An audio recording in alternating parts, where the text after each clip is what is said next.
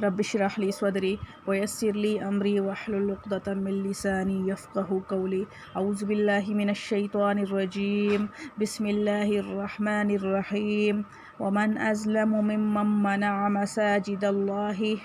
اور اس سے بڑا ظالم کون ہے جس نے منع کیا اللہ کی مسجدوں میں ان یذکر فیہا اسمہ، کہ لیا جائے وہاں نام اس کا، وسعی فی خرابہا، اور کوشش کی اس کے اجاڑنے میں۔ اولئک ما کان لہم ان یدخلوہا الا خائفین، ایسوں کو لائق نہیں کہ داخل ہوں ان میں مگر ڈرتے ہوئے۔ لہم فی الدنیا خزی ولہم فی الآخرۃ عذاب عظیم، ان کے لیے دنیا میں ذلت ہے اور ان کے لیے آخرت میں بڑا عذاب ہے۔ وَلِلَّهِ الْمَشْرِقُ وَالْمَغْرِبُ، اور اللہ ہی کا ہے مشرق اور مغرب۔ فَأَيْنَمَا تُوَلُّوا فَثَمَّ وَجْهُ اللَّهِ، سو جس طرف تم منہ کرو وہاں ہی متوجہ ہے اللہ۔ إِنَّ اللَّهَ وَاسِعٌ عَلِيمٌ، بے شک اللہ بے انتہا بخشش کرنے والا، سب کچھ جاننے والا ہے۔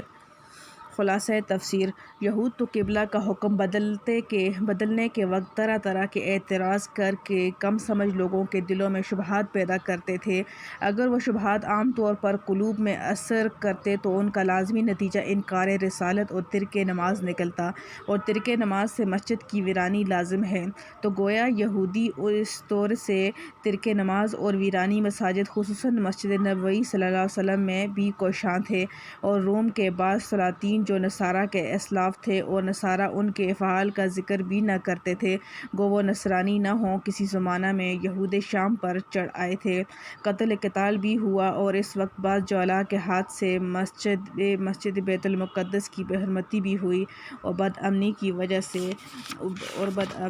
وجہ سے اس میں نماز وغیرہ کا اہتمام بھی نہ ہوا۔ اس طور پر نصارہ کے اسلاف ترک نماز اور ویرانی مسجد کے بانی ہوئے، اور نصارہ پر توجہ عدم انکار اس کا الزام دیا گیا۔ اس بادشاہ کا نام تیتس تھا، اور نصارہ کو یہ قصہ اس لیے ناگوار نہ تھا کہ اس میں یہودیوں کی تذلیل ہوئی تھی، اور یہ یہود سے عداوت رکھتے تھے۔ اور جناب رسول اللہ صلی اللہ علیہ وسلم نے مکہ فتح سے پہلے جب مکہ معظمہ میں داخل ہو کر مسجد الحرام کا طواف اور نماز ادا فرمانی چاہی تو مشرکین مکہ نے آپ صلی اللہ علیہ وسلم کو نہ جانے دیا، یہاں تک کہ آپ صلی اللہ علیہ وسلم اس سال واپس تشریف لے آئے، تو اس طرح یہ مشرکین بھی مسجد حرام کی ویرانی میں کوشاں ہوئے۔ اس لیے حق تعالیٰ نے صیغہ عموم سے اس کی قباحت اور برائی ظاہر فرمائی، یعنی اس شخص سے زیادہ اور کون ظالم ہوگا جو خدا تعالیٰ کی مسجدوں میں، جس میں مکہ کی مسجد حرام، مدینہ کی مسجد، بیت المقدس کی مسجد اور سب مسجدیں آ گئیں، ان کا ذکر اور عبادت کیے جانے سے بندش کرے، اور ان مساجد کے ویران اور معطل ہونے کے بارے میں کوشش کرے۔ ان لوگوں کو تو کبھی بے ہیبت اور بے باک ہو کر ان مساجد میں قدم نہ رکھنا چاہیے تھا، بلکہ جب جاتے تو نہایت عظمت و حرمت و ادب سے جاتے۔ جب بے باک ہو کر اندر جانے کا استحقاق نہیں تو اس کی ہتک حرمت کا حق کب حاصل ہے؟ اسی کو ظلم فرمایا گیا۔ ان لوگوں کو دنیا میں بھی رسوائی نصیب ہوگی اور ان کو آخرت میں بھی سزائے عظیم ہوگی۔ یہود نے تبدیل قبلہ کے حکم پر اعتراض کیا تھا کہ مسلمان اس جہت سے دوسری جہت کی طرف کیوں پھر گئے؟ اس کا جواب حق تعالیٰ دیتے ہوئے فرماتے ہیں، یعنی اور اللہ ہی کی مملوک ہیں سب جہتیں، مشرق بھی اور مغرب بھی، اور وہ اس کا مکان نہیں، پس جب وہ مالک ہیں جس جہت کو چاہے قبلہ مقرر کر دیں، کیونکہ حکمت تعین قبلہ میں مثلاً عابدین کا اتفاق، ہیئت اور اجتماع خاطر ہے، اور یہ حکمت ہر جہت سے حاصل ہو سکتی ہے، جس کا حکم دے دیں وہی متعین ہو جائے گی۔ ہاں البتہ اگر معبود کی ذات نعوذ باللہ کسی جہت خاص کے ساتھ مقید ہوتی تو ضرورت کی وجہ سے اسی جہت میں قبلہ عبادت بننے کا انحصار زیبا تھا، لیکن وہ ذات پاک کسی جہت کے ساتھ مقید و محدود نہیں۔ جب یہ بات ہے تو تم لوگ جس طرف بھی منہ کرو ادھر ہی اللہ تعالیٰ کی ذات پاک کا رخ ہے، کیونکہ اللہ تعالیٰ خود تمام جہات اور اشیاء کو محیط ہیں۔ جس طرح کا احاطہ ان کی شان کے لائق ہے، لیکن باوجود محیط و غیر محدود ہونے کے پھر بھی جہت عبادت کو متعین اس لیے فرمایا کہ وہ کامل العلم ہیں کہ ہر شے کے مصالح کو خوب جانتے ہیں۔ چونکہ ان کے علم میں یہ تعین بعض مصالح سے تھی، اس لیے اس کا حکم دے دیا۔ فوائد از بیان القرآن۔ ویرانی مساجد میں کوشاں گروہ کی دنیا میں تو یہ رسوائی ہوئی کہ یہ ساری قومیں اسلامی سلطنت کی رعایا اور باز گزار ہوئیں، اور عذاب آخرت تو کافر ہونے کی وجہ سے ظاہر ہی ہے، اور ویرانی مساجد میں کوشش کے سبب یہ عذاب اور بھی سخت و شدید ہو جائے گا۔ اور اوپر کی آیت میں جو ان تینوں فرقوں کے حق پر ہونے کا دعویٰ مذکور ہوا تھا، اس قصہ سے اس کی تردید کا ایک گونا مفہوم بھی نکل آیا کہ ایسے افعال کر کے صاحب حق ہونے کا دعویٰ بڑے شرم کی بات ہے۔ نمبر 2، تعین قبلہ کی جو ایک حکمت بطور مثال اوپر بیان کی گئی، اس سے بعض مخالفین اسلام کا یہ اعتراض کہ مسلمان کعبہ پرست ہیں بالکل اٹھ گیا۔ جواب کا خلاصہ یہ ہوا کہ عبادت و پرستش تو خدا تعالیٰ کی ہے، لیکن عبادت کے وقت یکسوئی قلب کی ضرورت ہے۔ نیز عابدین کی حیت اجتماعیہ کو بھی اس یکسوئی میں دخل ہے، چنانچہ یہ دونوں باتیں تجربہ و مشاہدہ سے ثابت ہیں۔ اس لیے اس یکسوئی اور اجتماعی حیت حاصل کرنے کے لیے تعین جہد مشروع ہوئی، لہٰذا اس پر اس اعتراض و شبہ کی کوئی گنجائش نہیں۔ اور اگر اس پر کوئی اپنی برات کے لیے یہ دعویٰ کرے کہ ہم بھی بتوں کو سامنے اسی قصد و غرض سے رکھتے ہیں، تو اول تو اپنی برات کے دعوے سے مسلمانوں پر مذکورہ اعتراض نہیں لوٹتا، وہ بدستور مترفع رہا جو اس مقام پر مقصود اصلی ہے۔ ثانیاً، عام مسلمانوں اور عام کافروں کی حالت تشویش کرنے سے عدم پرستش کے دعوے میں مسلمانوں کا راست گو ہونا اور دوسروں کا دروغ گو ہونا ہر وقت ہر مسلمان کو معلوم ہو سکتا ہے۔ تیسرے، علی سبیل التنزل کہا جاتا ہے کہ اگر اس دعوے کی سچائی مان بھی لی جائے، پھر بھی اس تعین اور تقویت کے لیے کسی غیر منسوخ شریعت کا حکم پیش کرنا لازم ہے، اور یہ بجز اہل اسلام کے دوسروں کے پاس مفقود ہے۔ اور ترجمہ و تفسیر کے ضمن میں بیان حکمت کے لیے جو لفظ مثلاً اضافہ کیا گیا ہے، تو اس کی وجہ یہ ہے کہ احکام خداوندی کی حکمتیں اور مصلحتیں انحصار اور استیعاب کے ساتھ کسی کے ادراک میں نہیں آ سکتیں، سو اس حکم میں بھی ہزاروں حکمتیں ہوں گی، ایک دو کے سمجھ جانے سے ان میں انحصار اور دوسروں کی نفی نہیں ہو سکتی۔ نمبر 3، اور جو یہ فرمایا ہے کہ ادھر ہی اللہ کا رخ ہے، اور اسی طرح جو یہ فرمایا ہے کہ وہ محیط ہے، اور ایسے ہی جو مضامین ہوں، ان سب میں زیادہ کھود کرید نہ کرنی چاہیے، کیونکہ جس طرح اللہ تعالیٰ کی ذات کا پورا ادراک کسی بندہ سے ممکن نہیں، اسی طرح اس کی صفات کی حقیقت بھی فہم سے خارج ہے۔ اجمالاً ان سب پر ایمان لے آئے، اس سے زیادہ کا انسان مکلف نہیں۔ معارف و مسائل۔ ان دو آیتوں میں دو اہم مسئلوں کا بیان ہے۔ پہلی آیت ایک خاص واقعہ کے متعلق نازل ہوئی۔ واقعہ یہ ہے کہ زمانہ اسلام سے پہلے جب یہودیوں نے حضرت یحییٰ علیہ السلام کو قتل کر ڈالا، تو روم کے نصارہ نے ان سے انتقام لینے کی خاطر عراق کے ایک مجوسی بادشاہ کے ساتھ مل کر اپنے بادشاہ تیتوس کے سرکردگی میں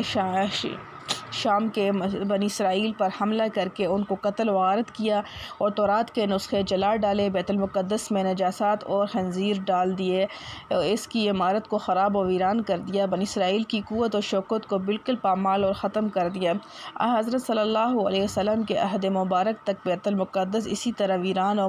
منہدم پڑا تھا۔ فاروق اعظم رضی اللہ تعالیٰ عنہ کے عہد میں جب شام و عراق فتح ہوئے، تو آپ کے حکم سے بیت المقدس کی دوبارہ تعمیر کرائی گئی۔ زمانہ دراز تک پورا ملک شام و بیت المقدس مسلمانوں کے قبضہ میں رہا، پھر ایک عرصے کے بعد بیت المقدس مسلمانوں کے قبضہ سے نکل گیا، اور تقریباً 100 سال یورپ کے عیسائیوں کا اس پر قبضہ رہا، تاکہ 6ٹھی صدی ہجری میں سلطان صلاح الدین ایوبی رحمۃ اللہ نے پھر اس کو فتح کیا۔ رومی نصارہ کی گستاخانہ حرکت پر تورات کو جلایا اور بیت المقدس کو خراب و ویران کر کے اس کی بے حرمتی کی یہ آیت نازل ہوئی۔ یہ قول مفسر القرآن حضرت عبداللہ بن عباس رضی اللہ تعالیٰ عنہ کا ہے، اور حضرت ابن زید رضی اللہ تعالیٰ عنہ دوسرے مفسرین نے آیت کا شان نزول یہ بتلایا ہے کہ جب مشرکین مکہ نے رسول کریم صلی اللہ علیہ وسلم کو واقعہ حدیبیہ کے وقت مسجد حرام میں داخل ہونے اور طواف کرنے سے روک دیا، تو یہ آیت نازل ہوئی۔ ابن جریر رحمۃ اللہ علیہ نے پہلی روایت کو اور ابن کثیر نے دوسری کو ترجیح دی۔ بعض مفسرین نے اس مجوسی بادشاہ کا نام بخت نصر بتلایا۔ اس سے معروف بخت نصر اور اس لیے مراد نہیں ہو سکتا کہ اس کا زمانہ حضرت یحییٰ علیہ السلام سے بہت پہلے ہے، یہ ممکن ہے کہ بعد میں کسی دوسرے بادشاہ کو بخت نصر ثانی کہنے لگے ہوں۔ محمد شفیع۔ بہرحال آیت کا شان نزول تو مفسرین کے نزدیک ان دونوں واقعوں میں سے کوئی خاص واقعہ ہے، مگر اس کا بیان عام لفظوں میں ایک مستقل ضابطہ اور قانون کے الفاظ میں فرمایا گیا ہے تاکہ یہ حکم انہی نصارہ یا مشرکین وغیرہ کے لیے مخصوص نہ سمجھا جائے بلکہ تمام اقوام عالم کے لیے عام رہے۔ یہی وجہ ہے کہ اس آیت میں خاص بیت المقدس کا نام لینے کے بجائے مساجد اللہ فرما کر تمام مساجد پر اس حکم کو عام کر دیا گیا، اور آیت کا مضمون یہ ہو گیا کہ جو شخص اللہ تعالیٰ کی کسی مسجد میں لوگوں کو اللہ تعالیٰ کا ذکر کرنے سے روکے یا کوئی ایسا کام کرے جس سے مسجد ویران ہو جائے تو وہ بڑا ظالم ہے۔ مساجد اللہ عظمت کا مقتضا یہ ہے کہ ان میں جو شخص داخل ہو ہیبت و عظمت و خشوع و خضوع کے ساتھ داخل ہو، جیسے کسی شاہی دربار میں داخل ہوتے ہیں۔ اس آیت سے جو چند ضروری مسائل و احکام نکلے ان کی تفصیل یہ ہے۔ اول یہ کہ یہ دنیا کی تمام مساجد آداب مسجد کے لحاظ سے مساوی ہیں، جیسے بیت المقدس، مسجد الحرام یا مسجد نبوی صلی اللہ علیہ وسلم کی بے حرمتی ظلم عظیم ہے۔ اسی طرح دوسری تمام مساجد کے متعلق بھی یہی حکم ہے، اگرچہ ان تینوں مساجد کی خاص بزرگی و عظمت اپنی جگہ مسلم ہے کہ مسجد حرام میں ایک نماز کا ثواب 1,00,000 نمازوں کے برابر اور مسجد نبوی صلی اللہ علیہ وسلم و نیز مسجد بیت المقدس میں 50,000 نمازوں کے برابر ملتا ہے۔ ان تینوں مساجد میں نماز پڑھنے کی خاطر دور دراز ملکوں سے سفر کر کے پہنچنا موجب ثواب عظیم اور باعث برکات ہے، بخلاف دوسری مسجدوں کے کہ ان تینوں کے علاوہ کسی دوسری مسجد میں نماز پڑھنے کو افضل جان کر اس کے لیے دور سے سفر کر کے آنے کو حضرت صلی اللہ علیہ وسلم نے منع فرمایا ہے۔ دوسرا مسئلہ یہ معلوم ہوا کہ مسجد میں ذکر و نماز سے روکنے کی جتنی بھی صورتیں ہیں وہ سب ناجائز و حرام ہیں۔ ان میں سے ایک صورت تو یہ کھلی ہوئی ہے ہی کہ کسی کو مسجد میں جانے سے یا وہاں نماز اور تلاوت سے صراحتاً روکا جائے۔ دوسری صورت یہ ہے کہ مسجد میں شور و شغب کر کے یا اس کے قرب و جوار میں گانے باجے بجا کر لوگوں کی نماز و ذکر وغیرہ میں خلل ڈالے، یہ بھی ذکر اللہ سے روکنے میں داخل ہے۔ اسی طرح اوقات نماز میں جب لوگ اپنے نوافل یا تسبیح و تلاوت وغیرہ میں مشغول ہوں، مسجد میں کوئی بلند آواز سے تلاوت یا ذکر یا بالجہر کرنے لگے تو یہ بھی نمازیوں کی نماز و تسبیح میں خلل ڈالنے اور ایک حیثیت سے ذکر اللہ کو روکنے کی صورت ہے۔ اسی لیے حضرات فقہا نے اس کو بھی ناجائز قرار دیا ہے۔ ہاں، جب مسجد عام نمازیوں سے خالی ہو اس وقت ذکر یا تلاوت جہر کا مذائقہ نہیں۔ اسی سے یہ بھی معلوم ہو گیا کہ جس وقت لوگ نماز اور تسبیح وغیرہ میں مشغول ہوں، مسجد میں اپنے لیے سوال کرنا یا کسی دینی کام کے لیے چندہ کرنا بھی ایسے وقت ممنوع ہے۔ تیسرا مسئلہ یہ معلوم ہوا کہ مسجد کی ویرانی کی جتنی بھی صورتیں ہیں سب حرام ہیں۔ اس میں جس طرح کھلے طور پر مسجد کو منہدم اور ویران کرنا داخل ہے، اسی طرح ایسے اسباب پیدا کرنا بھی اس میں داخل ہے کہ جن کی وجہ سے مسجد ویران ہو جائے۔ اور مسجد کی ویرانی یہ ہے کہ وہاں نماز کے لیے لوگ نہ آئیں یا کم ہو جائیں، کیونکہ مسجد کی تعمیر و آبادی دراصل در و دیوار یا ان کے نقش و نگار سے نہیں بلکہ ان میں اللہ کا ذکر کرنے والوں سے ہے۔ اسی لیے قرآن شریف میں ایک جگہ ارشاد ہے، انما یعمر مساجد اللہ من آمن باللہ والیوم الآخر واقام الصلاة وآتى الزکاة ولم یخش الا اللہ۔ یعنی اصل میں مسجد کی آبادی ان لوگوں سے ہے جو اللہ تعالیٰ پر ایمان لائیں اور روز قیامت پر اور نماز قائم رکھیں، زکوٰۃ ادا کریں اور اللہ تعالیٰ کے سوا کسی سے نہ ڈریں۔ اس لیے اسی لیے حدیث میں رسول کریم صلی اللہ علیہ وسلم نے فرمایا کہ قرب قیامت میں مسلمانوں کی مسجدیں بظاہر آباد اور مزین و خوبصورت ہوں گی، مگر حقیقتاً ویران ہوں گی اور ان میں حاضر ہونے والے نمازی کم ہو جائیں گے۔ حضرت علی مرتضیٰ رضی اللہ تعالیٰ عنہ کا ارشاد ہے کہ شرافت و انسانیت کے 6 کام ہیں، 3 حضر کے اور 3 سفر کے۔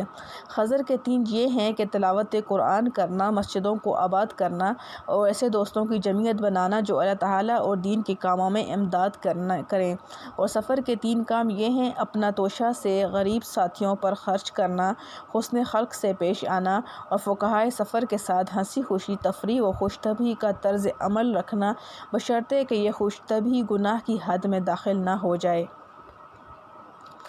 حضرت علی رضی اللہ تعالیٰ عنہ نے اس ارشاد میں مسجدوں کے آباد کرنے کا مطلب یہی ہے کہ وہاں خشوع و خضوع کے ساتھ بھی حاضر ہوں اور وہاں حاضر ہو کر ذکر و تلاوت میں مشغول رہیں۔ اب اس کے مقابلہ میں مسجد کی ویرانی یہ ہوگی کہ وہاں نمازی نہ رہیں یا کم ہو جائیں یا ایسے اسباب جمع ہوں جن سے خشوع و خضوع میں خلل آئے۔ اور اگر آیت کا شان نزول واقعہ حدیبیہ اور مشرکین مکہ کا مسلمانوں کو مسجد حرام سے روکنا ہے تو اسی آیت سے یہ بھی واضح ہو جائے گا کہ مساجد کی ویرانی صرف یہی نہیں کہ انہیں منہدم کر دیا جائے، بلکہ مساجد جس مقصد کے لیے بنائی گئی ہیں، یعنی نماز اور ذکر اللہ، جب وہ نہ رہے یا کم ہو جائے تو مساجد ویران کہلائیں گی۔ دوسری آیت میں رسول اکرم صلی اللہ علیہ وسلم اور صحابہ کرام رضی اللہ تعالیٰ عنہ کو تسلی دی گئی ہے کہ مشرکین مکہ نے اگرچہ آپ کو مکہ اور بیت اللہ سے ہجرت کرنے پر مجبور کر دیا اور مدینہ پہنچ کر ابتدائی زمانہ میں 16-17 مہینہ تک آپ صلی اللہ علیہ وسلم کو بیت المقدس کی طرف منہ کر کے نماز پڑھنے کا حکم دیا گیا، لیکن اس میں آپ کا کوئی نقصان نہیں، نہ آپ صلی اللہ علیہ وسلم کے لیے غمگین ہونے کی کوئی وجہ ہے، کیونکہ اللہ تعالیٰ کی ذات پاک جس خاص سمت میں نہیں وہ ہر جگہ ہے، اس کے لیے مشرق و مغرب یکساں ہیں۔ کعبہ کو قبلہ نماز بنائیں یا بیت المقدس کو، دونوں میں کوئی ذاتی خصوصیت نہیں بلکہ امر الہی کی تعمیل ہی دونوں جگہ سبب فضیلت ہے۔ اسی لیے جب کعبہ کی طرف رخ کرنے کا حکم تھا اس میں فضیلت تھی، اور جب بیت المقدس کا استقبال کرنے کا حکم ہو گیا تو ان میں فضیلت ہے۔ آپ صلی اللہ علیہ وسلم دلگیر نہ ہوں، اللہ تعالیٰ کی توجہ دونوں حالتوں میں یکساں ہے، جب کہ بندہ اس کے حکم کی تعمیل کر رہا ہو۔ چند مہینوں کے لیے بیت المقدس کو قبلہ قرار دینے کا حکم دے کر عملاً آپ صلی اللہ علیہ وسلم نے قولاً اس بات کو واضح کر دیا کہ کسی خاص مکان یا سمت کو قبلہ قرار دینا اس وجہ سے نہیں کہ معاذ اللہ خدا تعالیٰ اس مکان یا اس سمت میں ہے، دوسری جگہ میں نہیں، بلکہ اللہ تعالیٰ ہر جگہ ہر سمت میں یکساں توجہ کے ساتھ موجود ہے۔ کسی خاص سمت کو قبلہ عام قرار دینا دوسری حکمتوں اور مصلحتوں پر مبنی ہے، کیونکہ جب اللہ تعالیٰ کی توجہ کسی خاص سمت یا جگہ کے ساتھ مقید نہیں تو اب عمل کے 2 صورتیں ہو سکتی ہیں، ایک یہ کہ ہر جگہ ہر شخص کو اختیار دے دیا جائے کہ جس طرح چاہے رخ کر کے نماز پڑھے، دوسرے یہ کہ سب کے لیے کوئی خاص سمت و جہت معین کر دی جائے۔ ظاہر ہے کہ پہلی صورت میں ایک تشدد و افتراق کا منظر سامنے آئے گا، 10 آدمی نماز پڑھ رہے ہیں اور ہر ایک کا رخ الگ الگ اور ہر ایک کا قبلہ جدا جدا ہے، اور دوسری صورت میں تنظیم و اتحاد کا عملی سبق ملتا ہے۔ ان حکمتوں کی بنا پر سارے عالم کا قبلہ ایک ہی چیز کو بنانا زیادہ مناسب ہے، اب وہ بیت المقدس ہو یا کعبہ، دونوں مقدس اور متبرک مقامات ہیں۔ ہر قوم اور ہر زمانہ کے مناسب اللہ تعالیٰ کی طرف سے احکام آتے ہیں۔ ایک زمانہ تک بیت المقدس کو قبلہ بنایا گیا، پھر حضرت صلی اللہ علیہ وسلم اور صحابہ کرام رضی اللہ تعالیٰ عنہ کی دلی خواہش کے مطابق اس حکم کو منسوخ کر کے کعبہ کو قبلہ عالم بنا دیا گیا۔ ارشاد ہوا، قَدْ نَرَىٰ تَقَلُّبَ وَجْهِكَ فِي السَّمَاءِ فَلَنُوَلِّيَنَّكَ قِبْلَةً تَرْضَاهَا فَوَلِّ وَجْهَكَ شَطْرَ الْمَسْجِدِ الْحَرَامِ وَحَيْثُ مَا كُنْتُمْ فَوَلُّوا وُجُوهَكُمْ شَطْرَهُ۔ ترجمہ یعنی کعبہ کو قبلہ بنا دینے کی دلی رغبت کی وجہ سے بار بار آسمان کی طرف منہ اٹھا کر دیکھتے ہیں کہ شاید فرشتہ حکم لے آئے۔ ہم یہ سب دیکھ رہے ہیں، اس لیے جب ہم آپ صلی اللہ علیہ وسلم کو اسی قبلہ کی طرف متوجہ کر دیں گے جس کو آپ صلی اللہ علیہ وسلم چاہتے ہیں، اس لیے کہ آپ صلی اللہ علیہ وسلم اپنا چہرہ نماز میں مسجد الحرام کی طرف کیا کریں، اور یہ حکم کچھ آپ صلی اللہ علیہ وسلم ہی کے لیے مخصوص نہیں بلکہ تمام امت کے لیے یہی حکم دے دیا گیا کہ تم جہاں کہیں بھی موجود ہو، یہاں تک کہ خود بیت المقدس کے اندر بھی ہو، تو نماز میں اپنا رخ مسجد الحرام کی طرف کیا کرو۔ الغرض آیت مذکورہ وَلِلَّهِ الْمَشْرِقُ وَالْمَغْرِبُ نے استقبال قبلہ کی پوری حقیقت کو واضح کر دیا کہ اس کا منشا بیت اللہ یا بیت المقدس کی معاذ اللہ پرستش نہیں، اور نہ ان دونوں مکانوں کے ساتھ اللہ تعالیٰ کی ذات پاک مخصوص ہے، بلکہ اس کی ذات سارے عالم پر محیط اور ہر سمت میں اس کی توجہ یکساں ہے۔ پھر جو کسی خاص مکان یا سمت کو مخصوص کیا جاتا ہے اس میں دوسری حکمتیں ہیں۔ آیت مذکورہ کے اس مضمون کو واضح اور دل نشین کرنے ہی کے لیے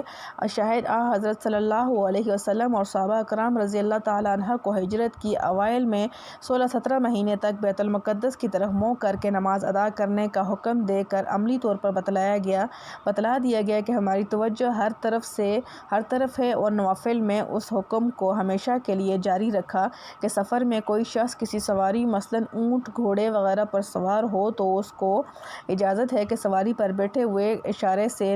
سے نفلی نماز پڑھ لے، اور اس کے لیے قبلہ کی طرف رخ کرنا بھی ضروری نہیں، جس طرف اس کی سواری چل رہی ہے اسی طرف رخ کر لینا کافی ہے۔ بعض مفسرین نے آیت فَأَيْنَمَا تُوَلُّوا فَثَمَّ وَجْهُ اللَّهِ کو اسی نفلی نماز کا حکم قرار دیا ہے، مگر یاد رہے کہ یہ حکم صرف ان سواریوں کا ہے جن پر سوار ہو کر چلتے ہوئے قبلہ کی طرف رخ کرنا دشوار ہے، اور جن سواریوں میں سوار کو قبلہ کی طرف رخ کر لینا دشوار نہیں، جیسے ریل، پانی کا جہاز، ہوائی جہاز، ان کا وہی حکم ہے جو حالت حضر میں رخ قبلہ کا ہے کہ اگر نفل نماز بھی ان میں پڑھی جائے تو قبلہ رخ ہو کر پڑھی جائے۔ البتہ نماز کی حالت میں ریل کا یا جہاز کا رخ مڑ جائے یا نمازی کے لیے گنجائش نہ ہو کہ وہ بھی قبلہ رخ پھر جائے تو اسی حالت میں نماز پوری کر لے۔ اسی طرح جہاں نمازی کو سمت قبلہ معلوم نہ ہو اور رات کی اندھیری وغیرہ کی وجہ سے سمت متعین کرنا بھی دشوار ہو اور کوئی بتلانے والا بھی نہ ہو، تو وہاں بھی یہی حکم ہے کہ وہ اپنا اندازہ اور تخمینہ لگا کر جس طرف کو بھی متعین کر لے گا وہی سمت اس کا قبلہ قرار دی جائے گی۔ نماز ادا کرنے کے بعد اگر یہ بھی ثابت ہو جائے کہ اس نے غلط سمت میں نماز ادا کی ہے تب بھی نماز صحیح ہے، اعادہ کی ضرورت نہیں۔ آیت کے اس بیان اور حضرت صلی اللہ علیہ وسلم کے تعامل اور جزیات مذکورہ سے استقبال قبلہ کے حکم شرعی کی پوری حقیقت واضح ہو گئی۔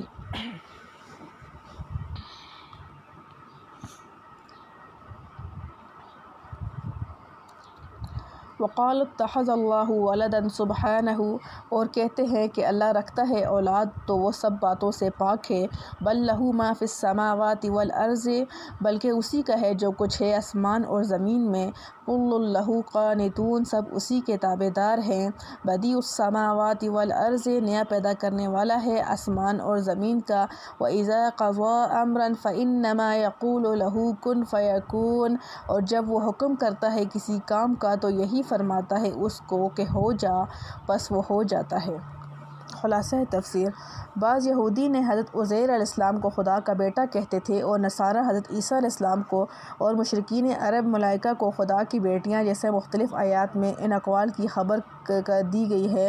حق تعالیٰ اس قول کی قباحت اور بطلان کا بیان فرماتے ہیں، یعنی یہ لوگ مختلف عنوان سے کہتے ہیں کہ خدا تعالیٰ اولاد رکھتا ہے، سبحان اللہ،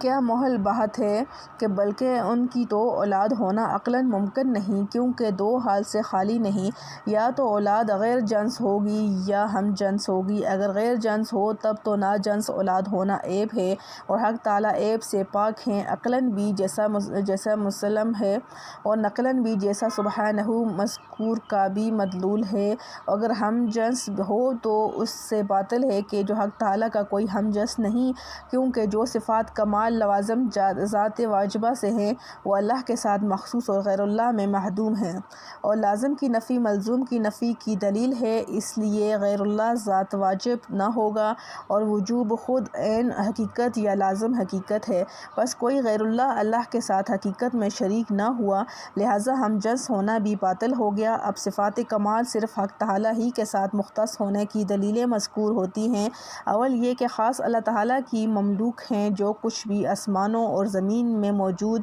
موجودات ہیں، اور دوسرے یہ کہ مملوک ہونے کے ساتھ سب ان محکوم میں بھی ہیں، بائیں معنی ان کے تصرفات قدرت جیسے مارنا جلانا وغیرہ کوئی نہیں ہٹا سکتا، گو احکام شرعیہ کو کوئی ٹال دے، اور تیسرا یہ کہ حق تعالیٰ موجود بھی ہیں آسمانوں اور زمین کے، اور چوتھا یہ کہ یہ ایجاد بھی قدرت ایسی عظیم و عجیب ہے کہ جس کام کو مثلاً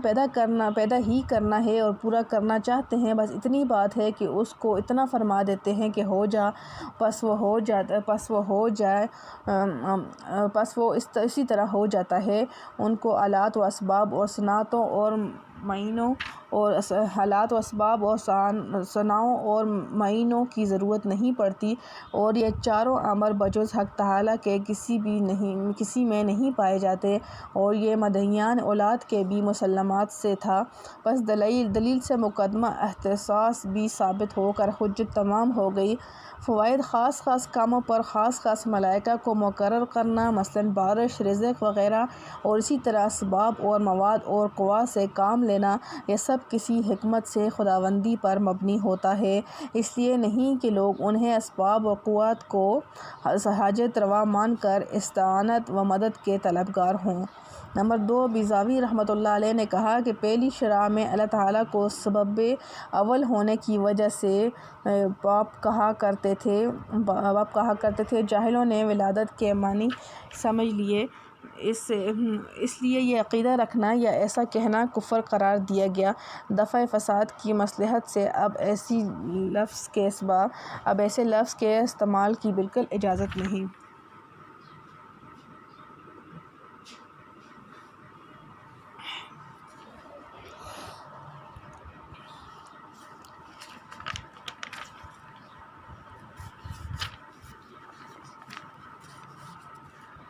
وقال الذین لا یعلمون لولا یکلمنا اللہ، اور کہتے ہیں وہ لوگ جو کچھ نہیں جانتے کیوں نہیں بات کرتا ہم سے اللہ، او تأتینا آیۃ، یا کیوں نہیں آتی ہمارے پاس کوئی آیت، کذالک، اسی طرح کہہ چکے ہیں، قال الذین من قبلہم مثل قولہم، وہ لوگ جو ان سے پہلے تھے انہی کی سی بات، تشابہت قلوبہم، ایک سے ہیں دل ان کے،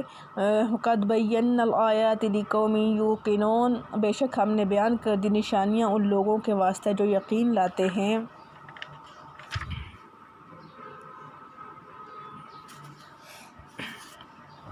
خلاصہ تفسیر، اور بعض جاہل یہود و نصارہ اور مشرکین رسول اللہ صلی اللہ علیہ وسلم کے مقابلے میں یوں کہتے ہیں کہ خود اللہ تعالیٰ ہم سے کلام کیوں نہیں فرماتے، خواہ فرشتوں کے بغیر جیسے وہ خود فرشتوں سے کلام فرماتے ہیں، یا فرشتوں کے واسطے سے جیسے پیغمبروں سے بطور وحی بات کرتے ہیں، اور اس کلام میں یا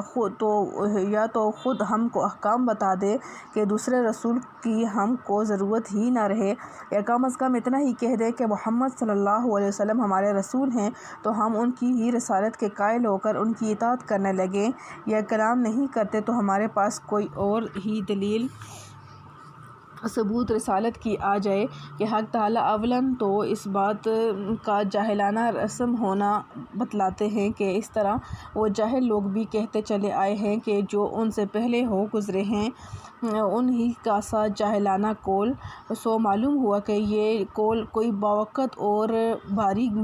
بینی پر مبنی نہیں، یوں ہی ہانک دیا جاتا ہے۔ پھر ثانیاً اس قول کی منشا اور سبب بیان فرماتے ہیں کہ ان سب اگلے پچھلے جاہلوں کے قلوب کج فہمی میں یا باہم ایک دوسرے کے مشابہ ہیں، اس لیے سب سے بات بھی ایک ہی سی پیدا ہوئی۔ پھر ثالثاً اس قول کا جواب دیتے ہیں، اور چونکہ اس قول کا جز و اول حماقت محض تھا کہ اپنے کو اس لیاقت پر کہ ہم پلہ ملائکہ اور انبیاء کا بنانا چاہتے تھے، جو بالکل ہی بدیہی الباطلان ہے۔ اس لیے اس احمقانہ بات کو نظر انداز کر کے صرف دوسرے جز کا جواب ارشاد ہوتا ہے کہ تم تو ایک دلیل کو لیے پھرتے ہو، ہم نے تو بہت سی دلیلیں رسالت محمدیہ صلی اللہ علیہ وسلم کے ثبوت میں صاف صاف بیان کر دی ہیں، مگر وہ ان لوگوں کے لیے نافع و کافی ہو سکتی ہیں جو یقین اور اطمینان حاصل کرنا چاہتے ہیں، اور چونکہ معترضین کو محض ضد اور قدح مقصود ہے، اس لیے کہ حق طلبی کی نظر سے ان کو تحقیق ہی منظور نہیں،